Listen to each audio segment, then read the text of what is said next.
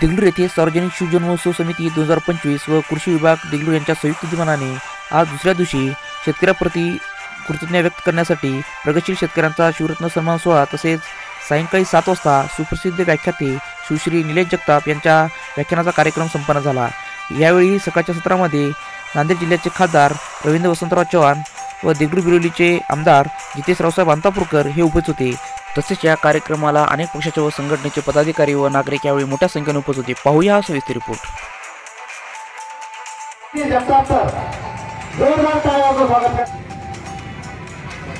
कौतुक करावंसं वाटतं की आपल्याकडे उत्कृष्ट एवढे चांगले शेतकरी आहेत।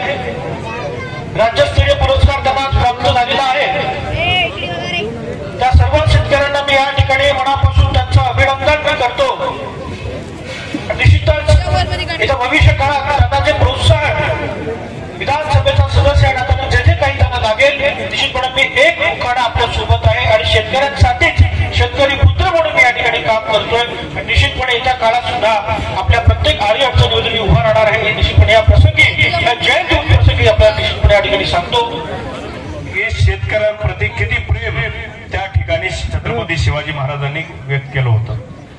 आज एकमेव असं उदाहरण असेल की तेव्हा शेतकऱ्यांना प्रोत्साहन देण्यासाठी बिनव्याजी कर्ज असेल, शेतकऱ्यांना लागणारे साहित्य असेल हे छत्रपती शिवाजी महाराजांच्या काळात शेतकऱ्यांना द्यायला जायचे। आजचा हा शेतकरी आमचा आधुनिक शेतकरी झालेला आहे। आज आपण ज्या शेतकऱ्यांना पुरस्काराने सन्मानित केलेलो आहोत आपण बघतो की ज्या वेळेस इथून नावं पुकारलं जायची त्यावेळेस प्रत्येक शेतकऱ्याचं वैशिष्ट्य त्या ठिकाणी सांगण्यात आलं की त्या कोणत्या शेतकऱ्यांनी कोणत्या क्षेत्रामध्ये काम केलेलं आहे। कोणी कापसाचं उत्पादन, कोणी हरभऱ्याचं उत्पादन, कोणी केळीचं उत्पादन, कोणी नवीन नवीन प्रयोग शेतकऱ्यांच्या प्रती जे प्रयोग आहेत ते सादरीकरण केलेलं आहे। एका सरपंचाचा सत्कार आपल्या तालुक्यातल्या मान्य आपल्या नवी दिल्ली इथे करण्यात आलेला आहे। म्हणजे शेतकरी आज अनेक दृष्टीने शेती करण्यासाठी संयुक्त झालेला आहे। पण त्या ठिकाणी निसर्गाची साथ त्या ठिकाणी शेतकऱ्यांना लाभली पाहिजे। पण कधी कधी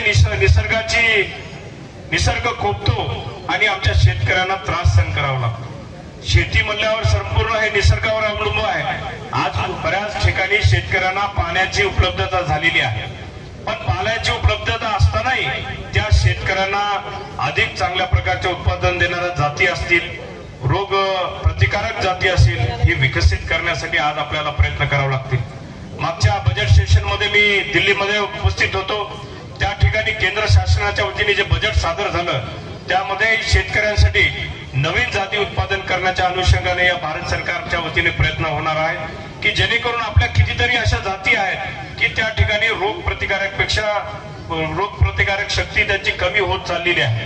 आता उदाहरण घ्यायला तर कापूस, आज देगलूर तालुक्यातली जी जमीन आहे गीते साहेब ही ब्लॅक कॉटन सॉइल आहे। Black cotton mostly black cotton soil आहे आणि इरिगेटेड सॉइल आहे।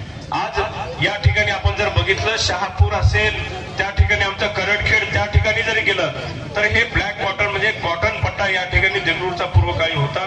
पण आमचं जी सुरुवातीला छोटं कापूस आपण म्हणायचो, आमचे जे बरेचसे जुने शेतकरी इथे उपस्थित असतील, याने डबल फोर जी व्हरायटी होती ती उत्पादनाला आम्हाला शेतकऱ्याला म्हणजे लावलं तरी उत्पादन जास्त यायचं आणि खर्च कमी यायचं। पण आज विटीच्या क्षेत्रामध्ये आपण उतरलेलो आहोत। आज उत्पादन आमचं वाढलं तरी खर्च त्याच प्रमाणात वाढलेला आहे। मी काल परवा एका पेपरमध्ये बातमी वाचली की 2000 त्यांनी डाटा दिला होता 2001 पासून ते आज मागच्या 20 वर्षामध्ये आपण जे आपल्या शेतीमध्ये जे युरिया खत मात्रा टाकतो, रासायनिक द्रव्य टाकतो ते कितीतरी पटीमध्ये वाढलेलं आहे। हे कशाचं, हे खरं तर घातक या ठिकाणी आपल्याला जमिनीला आपण घातकच बनवतो। सेंद्रिय शेती आपली कमी झाली। पहिला आपण जनावर, प्रत्येक शेतकरी आपल्या घरी जनावर ठेवत होता, आज जनावर कमी झाली, ट्रॅक्टरची संख्या जास्त वाढली। जनावर आमचं शेतीच्या पहिलं मशागत करताना पेरणीच्या पहिलं आम्ही शेणखत शेतामध्ये टाकत होतो, आता शेणखतच्या ऐवजी आम्ही युरिया टाकालो, DAP टाकालो, म्हणजे असे वेगळे रासायनिक खत त्या जमिनीमध्ये टाकालो। उत्पादन तर वाढले पण वरचीवर आमची जमिनीची जी पोत आहे ती कमी होत आहे आणि त्याला वाढवण्यासंदर्भात आपल्याला प्रत्येक शेतकऱ्याला भविष्याच्या मध्ये सेंद्रिय शेतीकडे वळण्याची गरज आहे।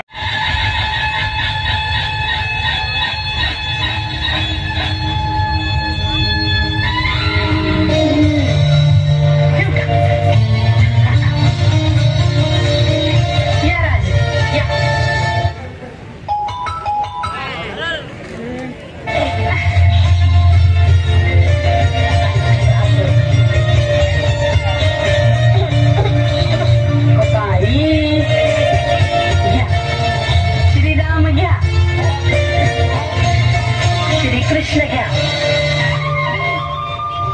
कान्होबा घ्या, मल्हारी घ्या,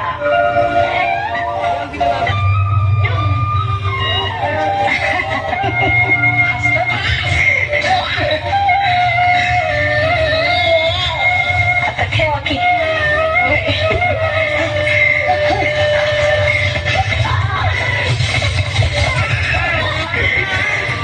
काय दाखवलं सांगू सांगते शिवाजी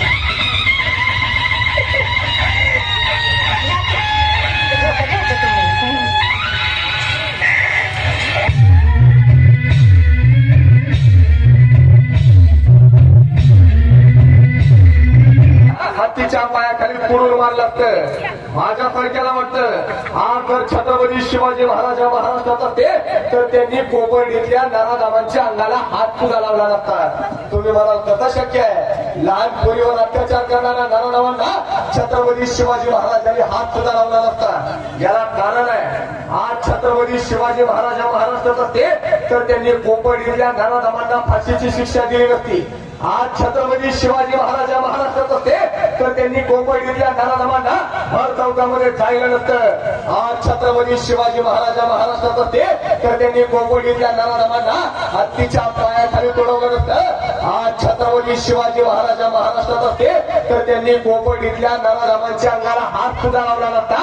कारण छत्रपती शिवाजी महाराजा महाराष्ट्रात असते तर कोकणीचं प्रकरण या महाराष्ट्राच्या मातीमध्ये घडलं नसतं.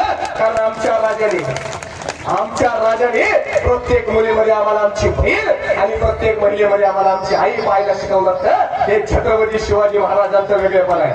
खरं तर देगलूरच्या मातीमध्ये आपण शिवजयंती साजरी करताय.